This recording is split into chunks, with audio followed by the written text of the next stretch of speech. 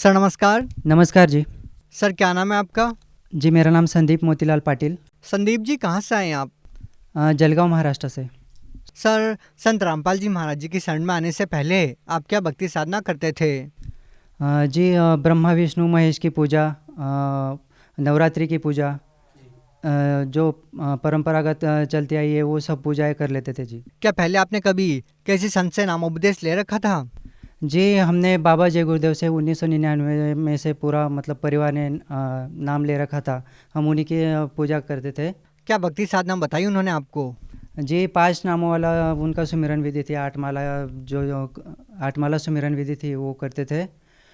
और ध्यान भजन सुमिरन जो कुछ बता रखा था उन्होंने, बाबा तुलसीदास ने, वो सब साधनाएं करते थे। सर जैसा कि आपने बताया कि पहले आप जय गुरुदेव पंथ से जुड़े हुए थे, तो आप संत रामपाल जी महाराज जी की शरण में क्यों गए?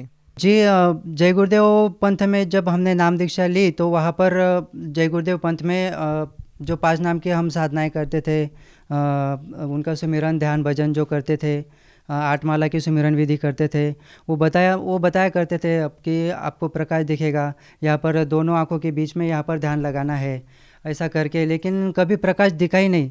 हमने बहुत प्रयास किया, बहुत लगन से ध्यान किया, भजन किया, वो जो माला दी थी उन्होंने सुमिरन विधि वो किया। लेकिन आज तक ऐसा कुछ मतलब जो रिजल्ट चाहिए था वो नहीं मिला। क्या लाभ चाहते थे आप भक्ति से? जी, अगर भक्ति करते हैं तो उनका कुछ ना कुछ लक्षण तो दिखना चाहिए जी, कि हमारी भक्ति कोई चल रही है, कि हमारी भक्ति चल रही है या फिर चल नहीं भी रही है, ये हमें कैसे पता चलेगा? अगर हमारा किया कुछ कर्म अच्छा है, हम लोग भक्ति कर रहे हैं, तो उनके लक्षण मतलब जो हम भौतिक जगत में विचरण करते हैं, या फिर ऐसा मान लीजिए कि हम लोग जो भी काम करते थे या जो काम करने की हमारे मन में ठान लेते हैं, तो वो काम पूरे होने चाहिए। तो क्या जय गुरुदेव पंथ में रहकर भक्ति करने से आपको कभी शारीरिक या आर्थिक लाभ नहीं मिला? जी नहीं, बिल्कुल कोई भी लाभ हुआ ऐसा तो नहीं लगता है। तो आपको संत रामपाल जी महाराज जी के बारे में कैसे पता लगा? साधना चैनल पे नीचे जो पट्टी चल रही थी उस पे डिस्प्ले फ्लैश हो रहे थे, उसमें उनका मतलब नंबर था आश्रम का। वो हमने वहाँ से पुस्तक मंगाया, ज्ञानगंगा पुस्तक, उनको पढ़ा, उनको समझा। फिर हम लोगों ने वहाँ पर जाने की योजना बनाई और हम लोग वहाँ पर चल दिए, संत रामपाल जी के सतलोक आश्रम बरवाला में। वहाँ पर जाने के बाद हमने वहाँ पर सब कुछ देखा, सोचा समझा, और जाते ही हम लोगों ने वहाँ से मतलब प्रथम मंत्र नाम उपदेश ले लिया जी वहाँ से। संत रामपाल जी महाराज, सतलोक आश्रम बरवाला, जिला हिसार, हरियाणा से। सर जैसा कि आपने बताया कि पहले आप जय गुरुदेव पंथ से जुड़े हुए थे, उनके द्वारा दी गई भक्ति साधना से भी आपको कोई विशेष लाभ नहीं मिला, तो संत रामपाल जी महाराज जी से नाम दीक्षा लेने के बाद क्या आपको कोई लाभ भी मिला? जी बिल्कुल, नाम दीक्षा लेते ही मतलब कुछ ही दिनों में वो मंत्र दीक्षा का असर दिखने लगा, एकदम साफ दिखने लग गया। पिताजी को एकदम तबीयत ख़राब हो गई और गांव में फर्स्ट एड ट्रीटमेंट करने के बाद उसे शहर ले जाया गया। वहाँ पर उनका अपेंडिक्स का ऑपरेशन हो गया। उसके 3 दिन बाद में मतलब कोई दर्द हो रहा था पेट में, सीटी स्कैन एमआरआई सब कुछ करवाया जी हमने, लेकिन उनका दर्द कम नहीं हो रहा था। डॉक्टर्स को बोला, सब कुछ करवा लिया, सब चेकिंग करवा लिया, सब रिपोर्ट्स तो नॉर्मल आ रहे थे, एमआरआई सीटी स्कैन सब कुछ रिपोर्ट्स में कुछ बता नहीं रहे थे। मतलब डॉक्टर्स को कुछ मतलब डाउट आ गया कि इनका हाथों का कुछ ऑपरेशन करना पड़ेगा, इन्फेक्शन हो गया है। तो डॉक्टर्स ने ऑपरेशन तो कर दिया, लेकिन हाथ खड़े कर दिए। वो गारंटी नहीं ले रहे थे कि पेशेंट बचे या ना बचे। अब भगवान भरोसे है, अब जो कुछ कर सकता है भगवान कर सकता है, हमने तो ऑपरेशन कर दिया, ऐसा करके डॉक्टर ने बता दिया। फिर हमने आश्रम में अरदास लगाई, मालिक से प्रार्थना लगाई, संत रामपाल जी से। संत रामपाल जी के आश्रम से शिष्य ने फ़ोन पर बात करते हुए कहा कि भले डॉक्टर ने गारंटी ना दे रखी हो, लेकिन हम लोग गारंटी देते हैं, आप लोग जो मंत्र दीक्षा दी है, जो आपका मतलब उपदेश हो रखा है, प्रथम नाम या सतनाम सारनाम जो कुछ है, वो उपदेश मतलब मंत्र चालू रखो और मालिक पर पूरा श्रद्धा रखो, संत रामपाल जी के ऊपर। तो हमने ठीक वैसे ही किया जैसे हमें बताया गया था। हमने मंत्र दीक्षा लेकर पूरी श्रद्धा के साथ मालिक का जप किया। उन्होंने जो कुछ साधना दे रखी थी, प्रथम मंत्र उपदेश, और मेरा मतलब परिवार में मेरा प्रथम मंत्र उपदेश था, तो मैं वही मंत्र जाप कर रहा था।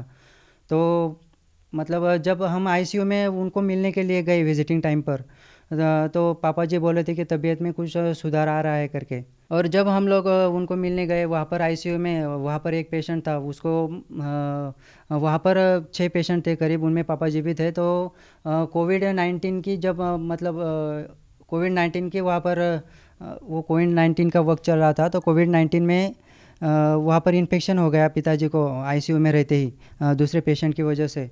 तो उनका बचना और मुश्किल हो गया। ऊपर से 18 दिन पेट में कुछ मतलब अनाज नहीं था, कुछ पानी नहीं था। डॉक्टर ने पानी के लिए, अनाज के लिए सब मना कर दिया था। पेट का ही ऑपरेशन था, इसलिए पेट में कुछ जाना ज़रूरी नहीं था। सब कुछ जो चल रहा था वो सब सलाइन संत रामपाल जी की दया से ही सब कुछ चल रहा था। जब उनकी तबीयत ठीक हुई, हम लोग विजिटिंग टाइम पर उनको मिलने के लिए गए, तो उन्होंने मुझे बोला कि मुझे किसी ज्योतिष ने हस्तरेखा देखकर ये बता दिया था कि 59 साल से मेरी ज़्यादा उम्र नहीं है बेटा, आज मेरा पुनर्जन्म हुआ है संत रामपाल जी की वजह से। अभी मेरा मतलब मेरी आयु बढ़ गई है, अभी मालिक ने मेरी आयु बढ़ा दी है, संत रामपाल जी ने। हमारे घर में कुछ ज़मीन या ज़मीन जायदाद का कुछ झगड़ा था पहले पिताजी और काका जी के बीच में।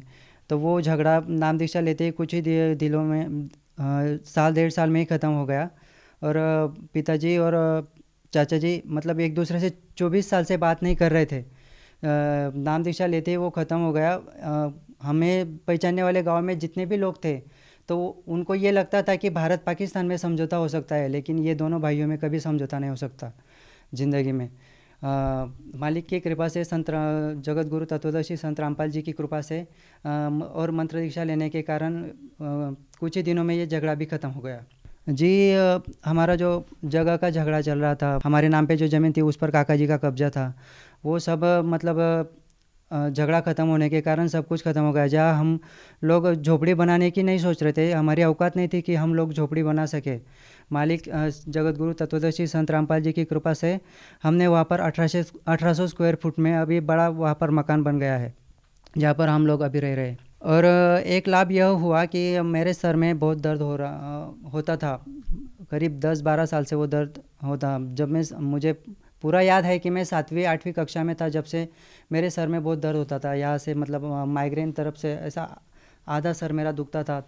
दर्द इतना तेज़ होता था कि जब दर्द ज़्यादा हो जाने लगता था तो मतलब मेरे हार्ट के जो बीट्स है वो एकदम बढ़ जाते थे, तेज़ हो जाते थे, इतने तेज़ हो जाते थे कि मुझे डॉक्टर के पास जाना पड़ता था, इंजेक्शन लेना पड़ता था। इंजेक्शन लगवाने के बाद में कुछ ही मतलब घंटे आधे घंटे में मुझे आराम पड़ता था कुछ, और धीरे धीरे कम होता था।